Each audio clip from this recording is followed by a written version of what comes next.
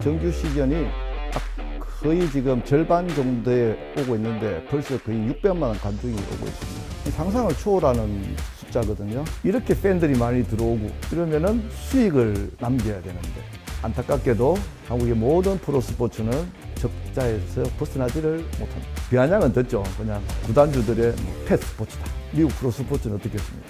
농담입니다만 거지들이군요. 이게 마이너스가 되면 회사 문 닫아야 되는 상황입니다. 항상 모든 것 매출과 관계가 있습니다. 그렇게 전략을 짜야 되는 거하고 안정적으로 구단 지원금을 통해서 우리가 하는 것은 조금 차이가 있다.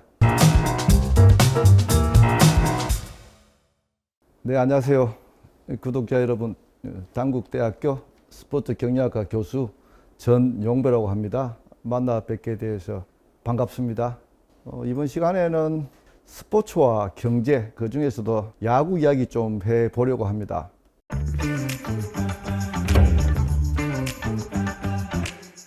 방송하고 있는 오늘 기점으로 아직 정규 시즌이 딱 거의 지금 절반 정도에 오고 있는데 벌써 거의 600만 원 관중이 오고 있습니다.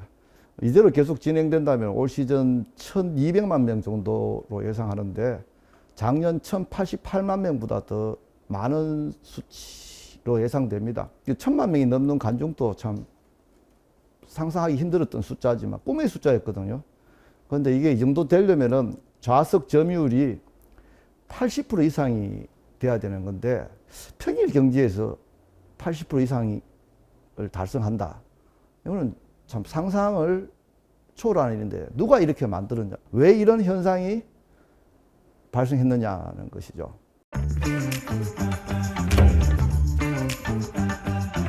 지난주에도 제가 경기장 다녀왔습니다만은 20대, 30대 여성들이 제가 보기에는 야구 문화를 주도한다 이런 느낌을 받았습니다.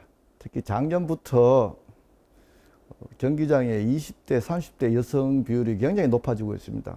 올해도 이제 54% 정도 과반 이상이 여성이다. 야구장. 저는 야구장을 참 오래 드나들었는데요. 2000년대, 2010년 전까지만 하더라도 여성 팬들도 있었습니다만은 아재들의 놀이터였습니다.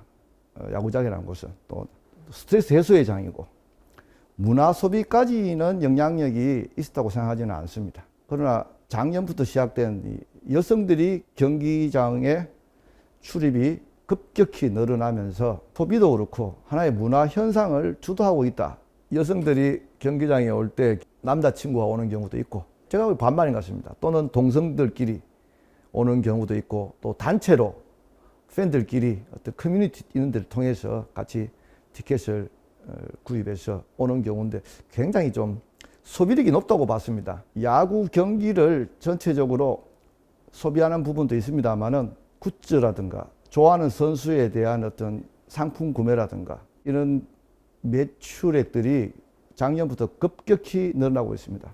2030 여성들이 또 경기장에 오면은 첫째 유니폼 구입이라든가 다양한 굿즈들이 있습니다. 뭐 캡, 유니폼, 또 액세서리, 가방, 응원 도구, 또 음식, 스티커, 사진. 남성들은 과거에 매니아 팬들은 유니폼 정도 사는 게 다인데 여성들은 유니폼을 사는 것뿐만 아니라 유니폼도 수집을 합니다. 그럼 구단 입장에서는 계속 새로운 색깔, 핑크라든가 그 팀의 고유 상징 색깔 또는 밀리터리 유니폼이든 그 기념일에 맞춘 유니폼들을 계속 출시할 수밖에 없고 그런 출시하는 것들은 가장 많이 구매하는 사람들이 여성 팬들 중심이죠. 특히 작년에 기아의 김도영 선수 연봉이 1억입니다. 그런데 김도영 선수가 작년에 10, 20, 20 할 때마다 기념 유니폼 출시했는데 매출액이 110억이었습니다. 김도영 선수 러닝 개런티만으로도 연봉의 5배를 받아갔다고 저희들 추정하고 있습니다. 그게 누가 그렇게 구매했을까요? 제가 목도한 바로는 여성 팬이 압도적이었다 이렇게 평가하고 싶습니다. 물론 이게 준비된 흥행이냐 이렇게 볼 때는 조금 불안한 요소도 있습니다. 2012년에 비슷한 경향이 나타난 상황이 있었습니다. 그해 2012년 관중이 당시에 경기당 평균 관중수가 처음으로 13,000명이 넘었던 시절이고 700만 관중을 처음으로 돌파했던 시절인데 아쉽게도 2012년 반짝하고 끝났습니다. 왜 그랬을까 생각해 보면은 당시에 경기장들이 저희들이 준비가 좀 덜 되었습니다. 어떤 준비냐?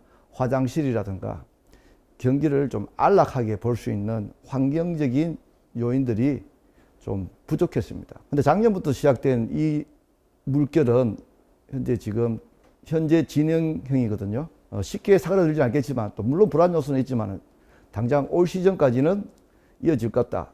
왜냐하면은 2014년 기아 타이거즈 챔피언스 필드부터 시작된 2015년 고척돔, 그리고 삼성 라이온스 경기장, 2019년 NC 다이노스 경기장까지 새로운 경기장이 그 뒤에 쭉 이어지면서 코로나 이후 여성 팬들이 이렇게 찾아왔을 때 과거보다는 훨씬 안락한 환경을 제공합니다.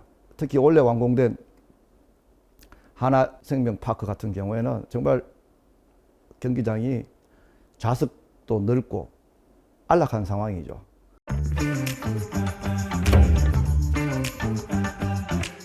왜 여성들이 이렇게 왔을까? 결정적인 원인이 무엇일까 생각해 보면은 작년 시즌의 경우 쇼폼 허용이 저는 결정적이었다고 봅니다. 그 이전까지 야구뿐만 아니라 한국의 스포츠라는 것은 조금 공공성도 있어가지고 무료로 지상파든 포털이든 그렇게 무료로 공급하는 그런 컨텐츠였습니다. 그러나 작년부터 유료화가 시작되는 것에 있어서 상업적 목적이 아닌 상황에서는 40초 안에서 쇼폼 허용이 허용된다는 조건이었습니다. 과거에는 구단도 카메라를 경기장으로 못 돌렸습니다. 구단에서 찍는 동영상들도 떡아웃과 복도만 보여줍니다. 선수들의 사적인 모습을. 왜냐하면 뉴미디어를 가지고 있는 포털이 허용을 하지 않았습니다. 근데 이게 쇼폼이 허용하고 난 뒤에 작년 시즌 초반 일정 부분 지나면서부터 인스타와 유튜브에 프로야구 2차 컨텐츠들이 갑자기 쏟아지기 시작했습니다. 이게 완전히 평소 야구란 스포츠에 대해서 관심이 없던 젊은 여성 세대에게도 좀 임팩트가 있다고 생각합니다. 치어리더들부터 시작해서 그 팀의 역사, 또 경기장에서 특이한 장면들, 관중석의 모습들, 그리고 잘 모르는 사람이 봐도 짧은 시간 안에 좀 이해할 수 있는 것들, 결정적인 경기 장면들을 좋아하는 어떤 행복해하는 모습들, 또 광적인 응원들, 게임 끝나고 경기장 바깥에서 자기들의 아이덴티티를 확인하기 위해서 부르는 노래들, 이게 이제 넘쳐나기 시작하자 올 시즌에는 어떤 현상까지 발생하냐 하면은 해외에서도 한국 야구장에 대해서 관심을 갖고 있습니다.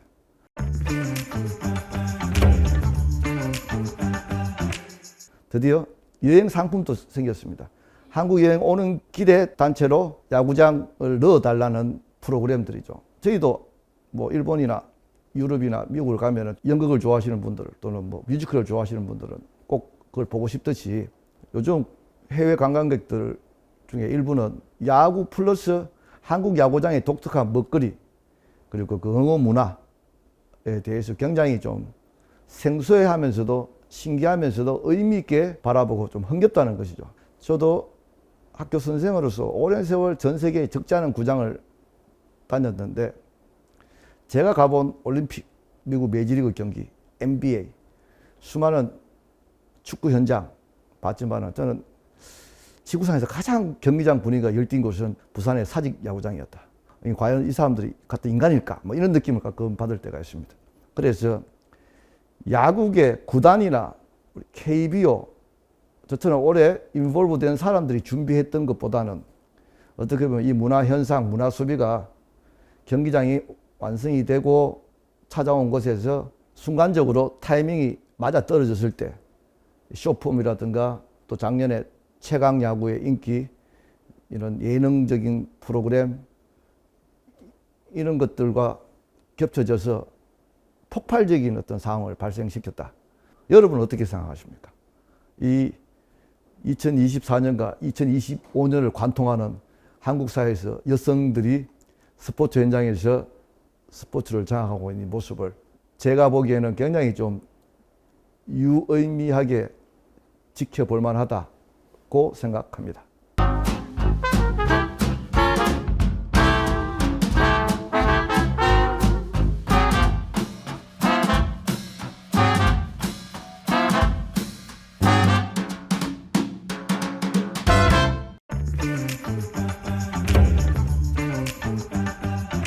객단가 기준으로 보면은 우리나라 스포츠 경기장 중에서 야구장이 조금 비싼 편이긴 합니다만 15,000원 정도 합니다. 라이벌이 누구냐 하면은 영화 티켓이 그렇습니다. 근데 지금 우리 한국 영화 시장뿐만 아니라 지금 미국 헐리우드도 굉장히 지금 고전을 면치 못하고 있습니다. 잘 아시겠지만은 OTT로 인해서 우리가 쉽게 이제 영상이나 영화, 드라마를 볼 수 있는 상황이 되니까 직접 발로 가야 되는 상황이 급격히 줄어들고 있죠. 대체적으로 뭐 프로야구가 완전 대체제는 아니겠지만 조금은 중심 이동을 해왔지 않을까. 같은 가격인데 훨씬 조금 더 긴 시간을 하루를 보내면서 같이 좀 즐길 수 있는 것들은 좀 사실이죠. 굉장히 좀 평소와는 다른 어떤 일탈까지는 아니지만은 좀 다른 세상에 와 있다는 느낌. 또 한국 사람들이 조금 엔터테이너들이 많지 않습니까? 그래서 가만히 경기만 보는 사람들이 아니라 굉장히 좀 적극적으로 참여하는 비율이 높기 때문에 사직 같은 경우는 때로는 전 세계에서 가장 큰 노래방이라 그러듯이 수많은 노래, 저는 경기장을 좀 콘서트장으로 만들고 있지 않나. 이게 계속 지속될 것이냐는 것은 또 다른 이야기이긴 합니다. 왜냐하면 원래 1200만이 돈다는 것은 관중으로서는 더 이상 동원할 수 없는 숫자거든요. 맥시멈. 바꿔 얘기하면 영화관으로 치면 대한민국에 있는 모든 영화관이 1년 365일 꽉 찼다. 이렇게 생각하시면 됩니다. 더 이상 뭐 가져올 수는 없죠. 근데 여기서 또 잘 아시다시피 비극이 시작됩니다. 이렇게 팬들이 많이 들어오고 자기 돈을 적극적으로 쓰고 이러면은 그 산업이 흥행이 되고 수익을 남겨야 되는데 안타깝게도 한국의 모든 프로스포츠는 아직도 현실적으로는 적자에 가까운 게 아니라 적자에서 벗어나지를 못합니다. 경기장에 팬들이 꽉 차는데 왜 적자일까? 한국의 프로야구를 운영하는 10개 구단 중에서 9개 구단이 대기업이 프로스포츠를 운영하는 구단입니다. 우리가 알고 있는 뭐 바르셀로나나 뭐 뉴욕 양키스, 뭐 세계적인 구단들도 실제 운영 주체들은 그냥 미국 스포츠는 다 개인이나 뭐 투자자들 중심들이기 때문에 모기업이 있는 건 아니거든요. 근데 우리는 모기업에서 운영을 하니까 장점은 적자에도 잘 버팁니다. 해체하지 않고 견딜 수 있는 힘은 있다. 반면에 좀 비아냥은 듣죠. 그냥 구단주들의 뭐 패스포츠다. 그래서 돈을 좀 벌 수도 있는 작업보다는 원래 몇 등 할 거니? 이런 것들이 중요하죠. 그러니까 시장 원리가 제대로 작동하기가 좀 어렵다는 것입니다. 반면에 히어로즈는 모기업이 없고 스스로 살아남아야 되기 때문에 꾸준하게 흑자를 거두고 있습니다. 선수들을 적당하게 트레이드도 시키고 시장 원리 중심으로 운영을 하는 거죠. 그래서 나머지 우리의 대기업 중심에서 구단을 운영하고 있는 입장에서는 성적을 더 중요시 여기는 거죠. 그러다 보니 나타나는 현상이 선수들의 몸값이 굉장히 높아지죠. 전 세계에서 굉장히 특이한데요. 특히 여성 스포츠에서 연봉이 높습니다. 그러니까 한국에서 여자 축구 선수로 뛰는 것은 여자 농구나 여자 배구 선수로 뛰는 것은 미국이나 뭐 WNBA 세계적인 리그에서 뛰는 것보다 더 연봉을 많이 받습니다. 저희들이. 특히 경기력에서 월등한 높은 수준을 자랑하는 일본 여자 농구, 여자 배구 대표팀 프로 선수들의 연봉이 우리나라 선수들 연봉의 반도 안 되는 경우가 대부분입니다. 시장 원리와 실제 몸값이 따로 가는 거죠. 대부분의 우리나라 여성 스포츠들은 공기업이라든가 금융권 이런 데서 운영하기 때문에 마찬가지로 굉장히 부자들입니다. 그래서 이 시장 생태계가 제대로 작동하지 않는 것은 조금 아쉽다 이런 생각이 들죠. 왜냐하면 스포츠는 프로스포츠는 특히 생산 유발 개수가 높기 때문에 일자리 창출이라든가 경제적 파급 효과에도 굉장히 긍정적인 영향을 미칩니다. 그래서 대기업들이 운영하는 장점은 해체되지 않는다는 장점은 있지만은 조금 더 일자리를 만들고 경영의 포커스를 만들고 맞추고 조금 더 나아질 수 있는 방법들이 있거든요. 우리가 히어로즈처럼 모기업이 없는 미국 스타일의 팀을 운영했더라면은 야구장들도 조금 더 빨리 완공되었을 겁니다. 왜냐하면 팬들이 원하니까. 그렇지만 대기업들이 운영하면은 정경유착이라든가 특혜 시비 이런 것들 때문에 굉장히 필요한 공공재임에도 불구하고 진도가 늦었습니다. 그런 것들이 전체적으로 봐서는 한국 스포츠의 발전을 좀 더디게 만든 면도 있다. 그리고 실적을 보면은 대체적으로 히어로즈 제외하고는 이제 경영 공시는 적자가 아니라 흑자인 기업들도 많이 있습니다만, 그건 뭐가 포함되어 있냐면 이제 광고비로 모 회사 지원금들이 있습니다. 지원금 비중들이 조금 전체 매출액의 많게는 40%, 적게는 20% 정도가 또 되고, 또 대기업이다 보니까 스폰서십을 좀 하고 싶어도, 삼성 라이온스와 뭐 일을 좀 같이 하고 싶어도 삼성이 가지고 있는 계열사와 이 B2B에 피해 가야 되지 않습니까? LG처럼 웬만한 계열사를 다 가지고 있는 경우에는 같이 협업하기도 좀 어려운 구조인 것도 사실이다. 반면에 이제 미국 프로스포츠는 어떻겠습니까? 농담입니다만 거지들이 운영합니다. 이 마이너스가 되면 회사 문 닫아야 되는 상황입니다. 성적이 중요한 게 아니라 모두가 절박하게 쳐다보고 있습니다. 그래서 티켓도 요일들마다 달리 하는 것들도 중계도 마찬가지고 항상 모든 것 매출과 관계가 있습니다. 그렇게 전략을 짜야 되는 거하고 안정적으로 이 구단 지원금을 통해서 우리가 하는 것은 조금 차이가 있다.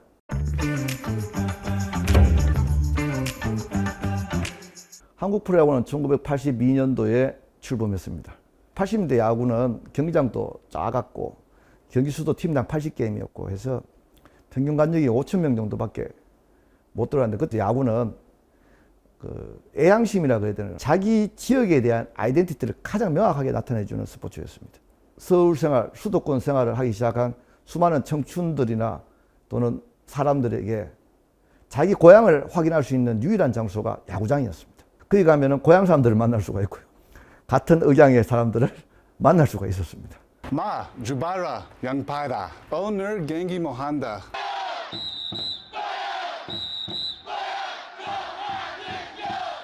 굉장히 문화적으로 보면 지금보다 더 파급 효과는 컸다고 할 수 있죠. 그리고 경기력적인 측면에서 보면은 90년대 우리가 한일 슈퍼게임을 하면요, 점수 차는 많이 안 났지만은 경기력은 하늘과 땅 차이였습니다. 상대 투수이 던지는 이 포크볼, 이런 공들은 우리나라 선수들이 평생 본 적이 없는 공이었습니다. 스코어는 6대2, 5대2 이렇게 지긴 했는데, 경기력으로 보면은 점수가 중요한 게 아니라 이길 수 없는 경기였던 거죠. 한국 야구가 많이 준비해서 그걸 극복한 사건이 2008년이었고요. 2008년 경기력이 최정점에 이르렀을 때 역시 팬들이 해줄 수 있는 것은 경기장을 찾아서 환대해 주는 거죠. 2008년 돌아오고 난 뒤에 후반기 시즌 관중들을 폭발하긴 했지만 아주 역사적으로 봤을 때는 짧은 순간이었고, 그렇게 뭐 유의미했지만은 뭐 역사적 평가까지 할 것까지는 아니지 않느냐. 그래서 산업화된 것은 조금 더 최근의 영역이 아닌가, 저는 그렇게 생각하고 있습니다.